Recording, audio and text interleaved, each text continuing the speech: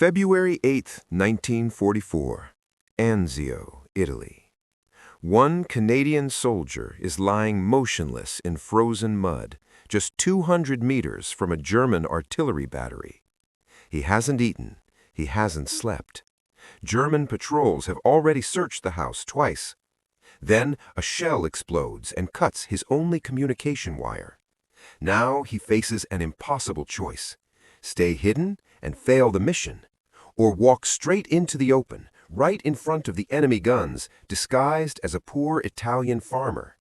What he does next is one of the most insane acts of courage and deception in the entire Second World War, and it helped create the legend of the unit the Germans called the Black Devils. It's 3:15 in the morning on February 8, 1944. The freezing Italian mud clings to everything. In the ruins of an abandoned stone farmhouse, just 200 meters from a German artillery battery, Sergeant Tommy Prince lies completely motionless. He has been there for more than 36 hours. Through a narrow crack in the wall, he watches every movement of the German soldiers as they move between their guns.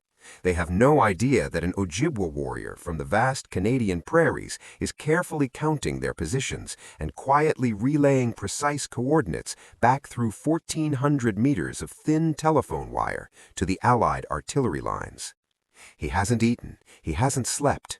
Twice already, German patrols have entered the farmhouse searching for anything suspicious. Each time, Prince silently pulled himself up into the rafters and held his breath while the boots walked directly beneath him. The bitter cold has worked its way deep into his bones. Every muscle screams in pain from staying frozen in the same position for hours. Yet he doesn't move, not even an inch. He keeps watching, keeps reporting, because entire batteries of Allied guns are depending on his eyes. Then, as the first faint light of dawn begins to touch the sky on his second full day in position, disaster strikes. A single artillery shell explodes nearby and rips his communication wire apart. The line goes dead. Now Prince is truly alone, cut off, 200 meters from enemy soldiers who would execute him on the spot if they discovered him. He faces an impossible decision: stay hidden and lose all contact with his unit, or step out into the open, directly in view of the Germans, and try to repair the wire. What he does in the next 4 minutes will go down as one of the boldest acts of deception in the entire Second World War.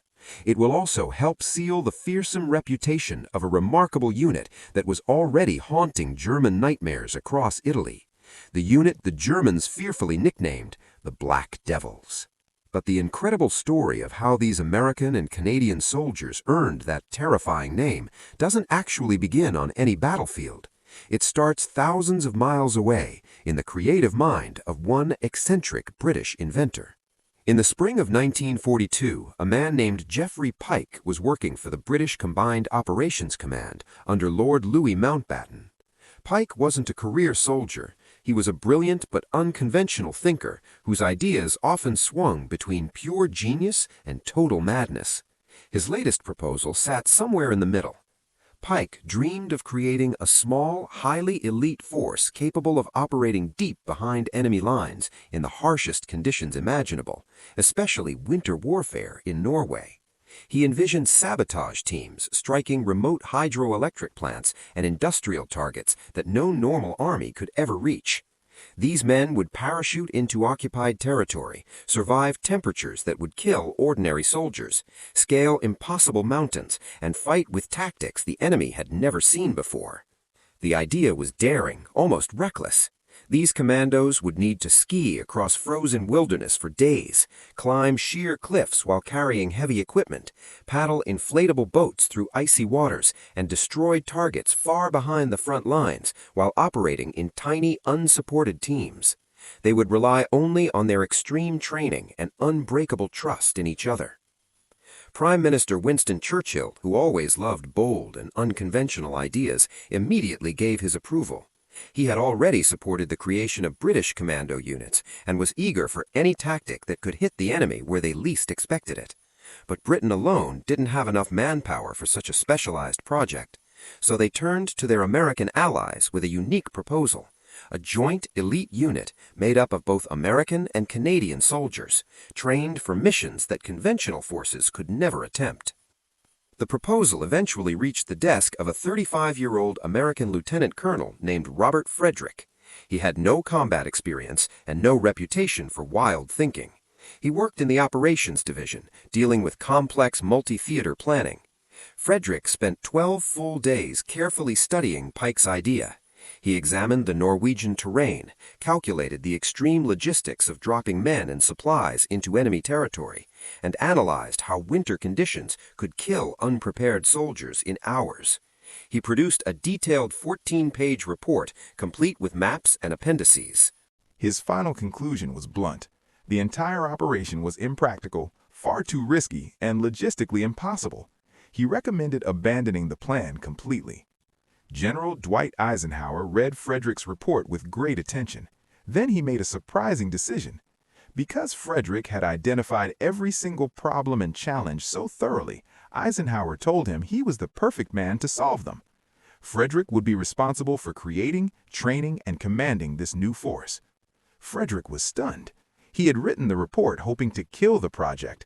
Instead, he had just been given one of the most unusual commands in the entire American military. On July 9, 1942, the 1st Special Service Force was officially activated at Fort William Henry Harrison near Helena, Montana. The name itself was chosen deliberately to mislead enemy intelligence. Special Service sounded like entertainment troops sent to boost morale, not elite killers. The location was perfect. The wide-open valleys around Helena offered ideal space for parachute training, with gentle terrain that reduced injury risk. The surrounding mountains, some rising over 9,000 feet, provided perfect practice grounds for climbing and winter warfare. The brutal Montana winters, with temperatures plunging far below zero and deep snow lasting for months, would prepare the men for the harsh conditions they might face in Norway. Frederick had an immediate challenge. He needed roughly 1,800 tough, experienced men who could survive and fight in extreme wilderness conditions. He wanted lumberjacks, forest rangers, hunters, trappers, prospectors, and outdoorsmen, men who were comfortable with hardship and danger. Recruitment ads went out across U.S. and Canadian Army bases. Thousands of volunteers stepped forward from both countries. Frederick accepted only 1 in 4 American applicants, carefully weeding out anyone who lacked the mental toughness or teamwork the missions would demand. The Canadian volunteers were outstanding. Many had already seen combat at Dunkirk and brought real battlefield experience. Almost all of them were accepted. By August 1942, the 1st Special Service Force was officially activated at Fort William Henry Harrison near Helena, Montana. The name itself was chosen deliberately to mislead enemy intelligence. Special Service sounded like entertainment troops sent to boost morale, not elite killers. The location was perfect. The wide-open valleys around Helena offered ideal space for parachute training, with gentle terrain that reduced injury risk. The surrounding mountains, some rising over 9,000 feet, provided perfect practice grounds for climbing and winter warfare. The brutal Montana winters, with temperatures plunging far below zero and deep snow lasting for months, would prepare the men for the harsh conditions they might face in Norway. Frederick himself helped design a special fighting knife for the unit, the famous V-42 Stiletto. It had a 7 5/16" double-edged blade, hollow ground for maximum penetration. The blade could punch straight through a steel helmet, and the pommel was shaped into a skull-crushing point. Every combat soldier received one and trained with it relentlessly. They also became experts with captured German weapons, rifles, machine guns, pistols, grenades, and explosives, so they could fight effectively even if they ran out of their own ammunition behind enemy lines. They studied German tactics, command structures, and weaknesses until they knew their enemy better than the enemy knew themselves. After months of brutal training, the men had formed bonds that would last lifetimes. They had suffered, bled, and pushed each other to limits they never knew existed. They trusted each other completely because they had already depended on each other through hell. During their 9 months at Fort Harrison, the people of Helena warmly adopted the force. Instead of resenting the soldiers, the townsfolk invited them into their homes for meals, church services, and dances. Some 40 original members later returned after the war to marry local women and settle in the community that had embraced them. Yet the original mission they had trained so hard for, striking Norwegian hydroelectric plants, was suddenly canceled in the summer of 1943 due to shifting political priorities and strategic concerns. The 1st Special Service Force suddenly found itself a unit without a purpose. They were the most intensely trained soldiers in the Allied armies, experts in a type of warfare that no longer seemed needed. Military bureaucracy threatened to disband them and scatter their skills into regular infantry units. The men who had endured months of hell now faced the prospect of having their unique abilities wasted. Then, in the autumn of 1943, everything changed. Lieutenant General Mark Clark, commander of the 5th U.S. Army in Italy, faced a serious problem that conventional forces couldn't solve. His troops were stalled against the German winter line in the rugged Italian mountains. Terrain favored the defenders completely. Every ridge and valley became a deadly kill zone. At the heart of this defensive line stood the towering peak of Monte la Difensa. The Germans of the 15th Panzer Grenadier Division had spent months fortifying it with machine guns, bunkers, and artillery. Previous attacks by regular American divisions had failed with heavy losses. Clark needed something different. He needed soldiers who could do the impossible. The 1st Special Service Force arrived in Naples on November 19, 1943.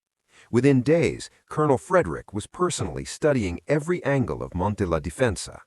He discovered the Germans had ignored the sheer northern cliff face, believing no one could possibly climb it under combat conditions.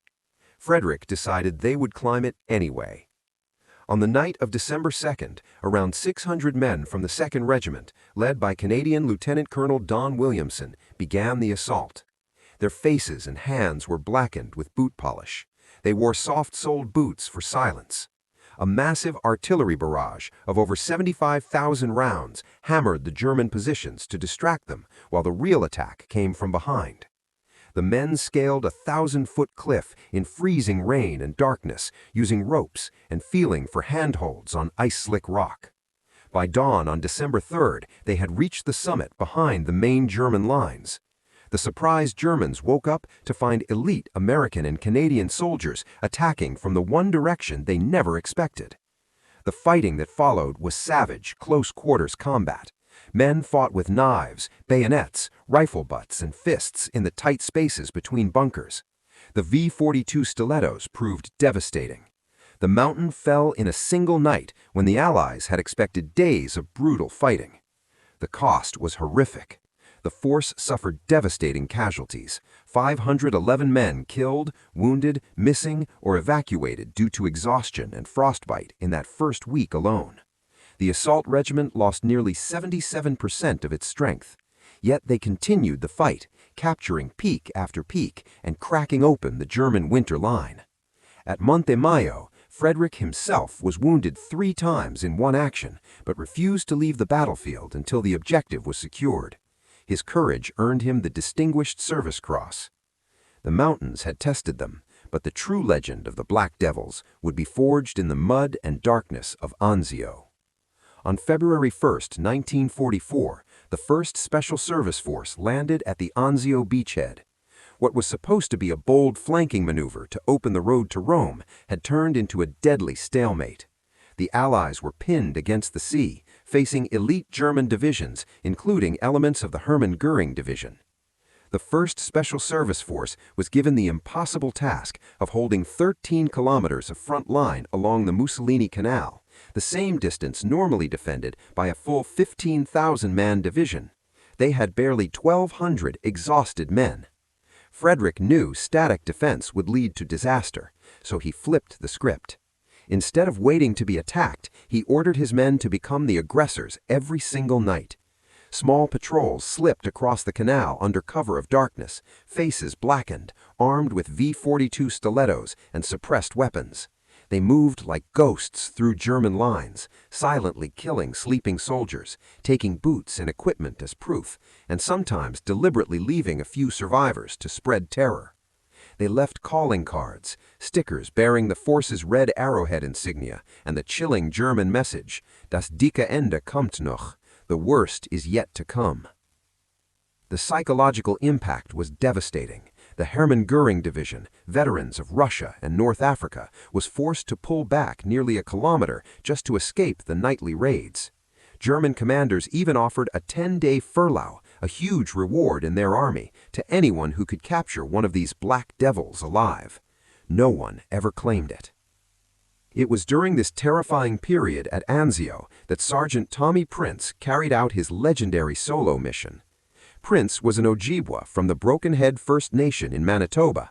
Raised as a hunter and trapper in the Canadian wilderness, he possessed almost supernatural skills of stealth and patience. In the force, his abilities made him a ghost on the battlefield. On February 8, 1944, he volunteered for an extremely dangerous forward observation mission. He crawled 400 meters through no man's land, laying telephone wire, then positioned himself inside an abandoned farmhouse only 200 meters from German artillery. For more than a day, he remained hidden, reporting precise coordinates that allowed Allied guns to destroy German batteries. When German patrols searched the house twice, he hid motionless in the rafters. Then his wire was severed by an exploding shell. Rather than abandon the mission, Prince made an audacious choice. He found old civilian clothes in the farmhouse, dressed as an Italian peasant farmer, grabbed a hoe, and calmly walked out into the open field right in front of German positions. Pretending to check his crops, he bent down as if tying his shoe and secretly spliced the broken wire back together while enemy soldiers watched from just meters away. When a German patrol approached, he put on a convincing act, complaining bitterly in broken Italian and gestures about how both sides had ruined his farm. The Germans laughed and waved him away. Prince returned to the farmhouse, continued his observation, and helped destroy multiple German batteries and over 100 vehicles.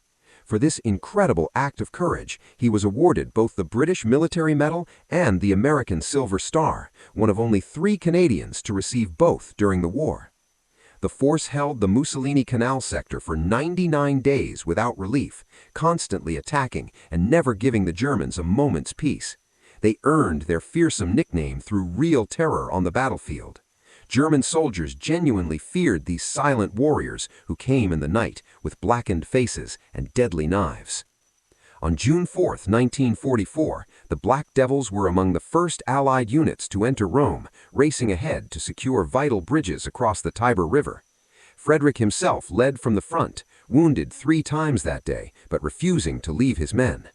After Rome, the force continued fighting in Operation Dragoon in southern France, scaling fortress walls on islands, destroying entire German battalions, and advancing rapidly along the Riviera. By late 1944, however, the nature of the war had changed. The force was increasingly used in conventional roles, their unique skills no longer required in the same way. Heavy casualties, manpower shortages in the Canadian Army, and shifting command structures led to the difficult decision to disband the unit. On December 5, 1944, near the village of Menton on the French Mediterranean coast, the 1st Special Service Force held its final parade. American and Canadian soldiers, who had become true brothers, stood together one last time. When the Canadian members boarded trucks to rejoin other Canadian units, hardened veterans who had killed with their bare hands broke down in tears. Americans ran alongside the trucks, weeping openly for the brothers they would never serve with again. The unit existed for only 2 years and 5 months, yet in 251 days of combat, they suffered 2,314 casualties, more than 134% of their authorized strength. They captured around 7,000 prisoners and inflicted approximately 12,000 casualties on the enemy. They took every objective assigned to them and achieved results far beyond what their small numbers should have allowed. Their legacy lives on today. The U.S. Army Special Forces, or Green Berets, trace their direct lineage to the 1st Special Service Force. Their insignia still incorporates the crossed arrows from the original shoulder patch, and the V-42 stiletto remains part of their heraldry. The Canadian Special Operations Regiment also carries forward the same proud heritage. Every year on December 5th, Special Operations soldiers from both nations gathered to remember Menton Day and honor the Black Devils. In 2015, 70 years after the unit was disbanded, the United States Congress awarded the first Special Service Force the Congressional Gold Medal. Surviving members, some in their late 80s and 90s, finally received long overdue recognition for their extraordinary service. The fear these men inspired was real. Whether or not that specific German diary entry existed exactly as legend describes, German soldiers in Italy truly believed they faced something beyond ordinary men, silent killers who appeared from the darkness, struck without warning, and vanished before dawn. On this channel, WW2, We bring you the forgotten stories and extraordinary heroes of the Second World War. The Black Devils proved that courage, elite training, and unbreakable brotherhood could overcome impossible odds and change the course of battles. These were not ordinary soldiers. They were the Black Devils. If you found this story powerful, hit the like button. It really helps us share more untold history.